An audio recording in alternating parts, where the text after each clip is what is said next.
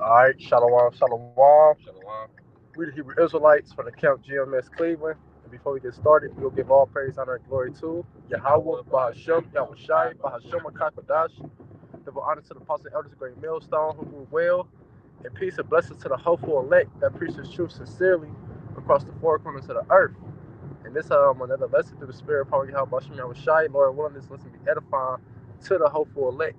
You know, shit. I got my cellular devices back working, so now I can do the lessons, on my phones instead of the laptops. The little sit downs I was doing. Now I can do them on the phones while I'm on the road, back up all rolling night. now. Call on you, help us me out shot. You know, but the name of this lesson is we can't save ourselves, man. And the brother gonna start off with that Deuteronomy 28 because hey, at the end of the day, the scriptures say work out your own salvation with fear and trembling. So only person you're supposed to be mainly focused on is yourself, man. Because you can't hold a brother's hand, you can't say these niggas, you damn sure can't say these bitches. So it's like only ones only one you need to worry about first and foremost is yourself. But at the same time, on the flip side, you can build up your brother, like scripture say, iron sharpeneth iron. Mm-hmm. But as far as holding a brother's hand or anybody else's hand to get on the chariot, that's not gonna happen, man. Cause you can't save yourself, man. You know. But you got that. This is the book of Deuteronomy, chapter 28 and verse 68. It says, And the Lord shall bring thee into Egypt again with ships by the way whereof I spake unto thee. Thou shalt see it no more again. Right. So Egypt is talking about not ancient Egypt, but modern day Egypt, which is America, slavery. Right. You know. Oh, because when you go and the Greek translation is Mizraim. no I'm sorry. the Greek one is the definition is house of bondage. But when you go into Yeah. Hebrew, it's the Mizraim. You know, My Tazayar. My Tazayar. Matar right Khan and Matazarium. My Tazayar. And it goes into double straights. Double straights, meaning a hard bondage. Sufferings, so on and so forth. And that's what we suffering here in this place, America. That's why this place is spiritually called Sodom and Egypt. Because hey, it's spiritually called Sodom because they promote the alphabet club on the highest level in this kingdom, and it's spiritually Egypt because of the labor. You know, you got to constantly work 12-hour shifts Right. just to just to get by. Right. You got people with two, three jobs just to get by. They're not even settled off of that. Because this place is spiritually Sodom and Egypt. So when it said, "I will bring thee into Egypt again with ships," it's going into slavery, man. And what captivity did we go into ships? You know, what captivity ever on earth? People, a large group of people went on ships, and please don't say the Holocaust, because we already know the answer to that one. Right. But the only captivity that was worldwide and people was chained on ships was the Israelites, the so-called Negroes, Latinos, Native and Indian descent, and we were scattered across the whole earth, man.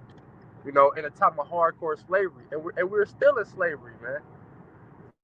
It's just new modern day. It's more of a mental slavery than a physical. But at the same time, try to leave this country without a passport and see if you gonna make it far, man. Right. You know. But you keep reading on that. It says, By the way whereof I spake unto thee, thou shalt see it no more again, and there ye shall be sold unto your enemies for buying men and buying women, and no man shall buy you. Con, it say no man shall buy you, and that's the point I wanted. Because you can't save yourself.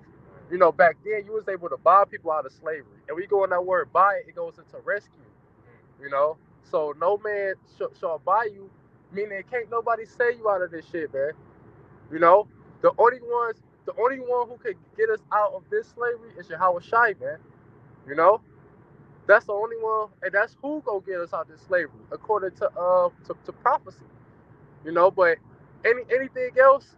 Anybody else, including yourself, you can't get away from this shit, man. It don't matter if you give away your birth certificate, your social security number, become a Moor, or have a sovereignty citizenship. Guess what? You still got papers that's connected to that to prove that you do have a sovereign citizenship, man. So guess what? It's no way of escaping this captivity, man. So with that being said, you can't worry about trying to save somebody else, man. You know, the scriptures say, "Can a crooked be made straight?" Hey, if it's meant for someone else to get saved, the Lord gonna save them, man. If it's meant for you to get saved, the Lord gonna save you, man. You got that Mark 8:35 for. This book of Mark chapter 38. I mean, no, I'm sorry, verse 8 and verse 34. It says, "And when he had called the people unto him with his disciples also, he said unto them, Whosoever will come after me, let him deny himself, and take up his cross, and follow me." Keep going. It says, "For whosoever will save his life shall lose it. Right. But whosoever shall lose his life for my sake and the gospel's, the same shall save it." Right. So you might as well just lose your life, man, because you can't save your own life. You know, it's nothing you can do to escape the judgment that's coming from Yahweh Shem Yahweh Shah at the end of the day. Because that's the whole reason why anybody is over here to get judged. That's the whole reason why America was established for judgment for those who do wickedly, man. You know, it don't matter if you travel the world. It don't matter if you go to Africa. It don't matter if you go back to Israel. You can't save your life, man. So you might as well just lose it, man. Keep going. It says verse 35, "For whosoever will save his life shall lose it, but whosoever shall lose his life for my sake and the gospel, the same shall save it." Right, Right, exactly. And that goes in with anything else right, that you have in this life. But go ahead. right. I was gonna say that's literally the only way that you can save it. Is to lose it. For Yahweh Shah. Because we know that it's about to be mass death pretty soon. It's about to be a lot of death going on. But that's all that is for the disobedience of not serving the Lord, man. You know, and being proud and boasted against the Lord. So, when the scripture just said, whoever sacrifices life for the gospel and the Lord's sake, that's really literally the only way that you're gonna be able to save your life, man. You know, whether you want to or not.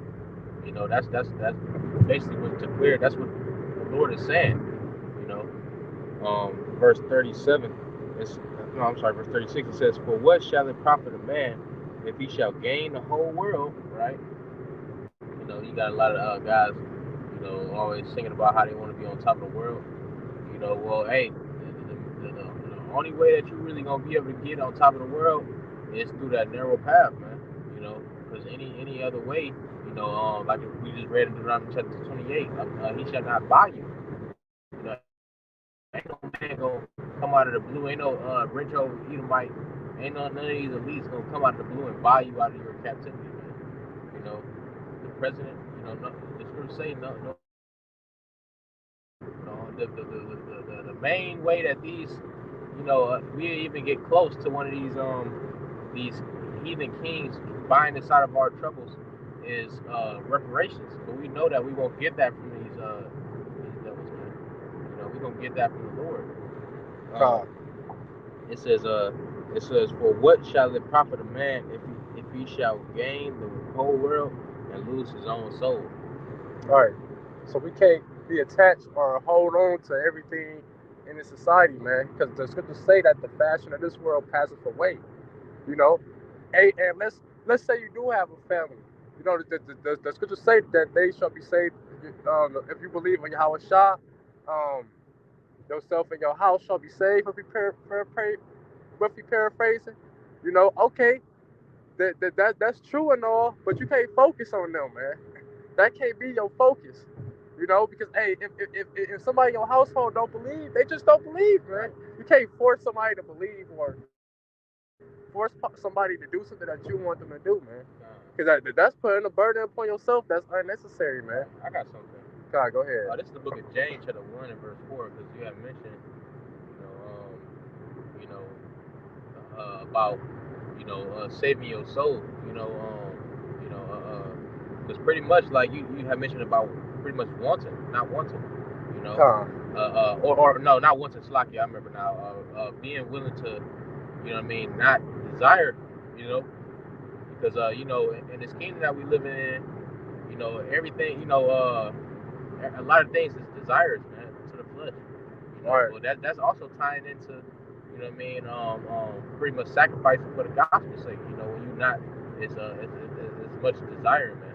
You know, the scriptures talk about that in the book of Sirach chapter 31, where it talk about those that watch for riches, and take away sleep.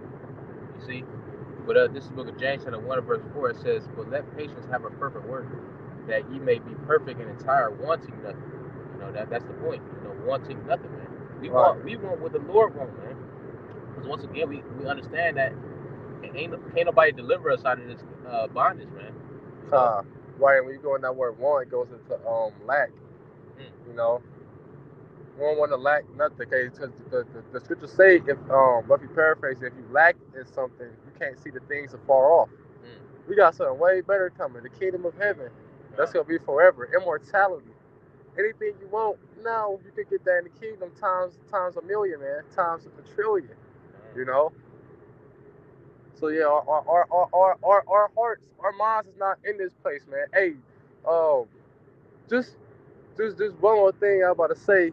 Think about when you first came in the truth, man. That first moment when you first woke up to the truth. Who was you thinking about? Was you thinking about yourself getting saved, or was you thinking about saving everybody else and all the things you have in the society? You know, just ask yourself that, man. Shit, that's all you got. Yeah, that's what I said. So yeah, Lord willing, this was edifying. With that, we're gonna close out, giving all praise, honor, and glory to Yahweh, Ba'ashem, Yahushai, Ba'ashem, Makakwadash. The honor to the apostle, Ellis Great Millstone, hope and will, and peace and blessings to the hopeful elect. Shalom, the God, the ball.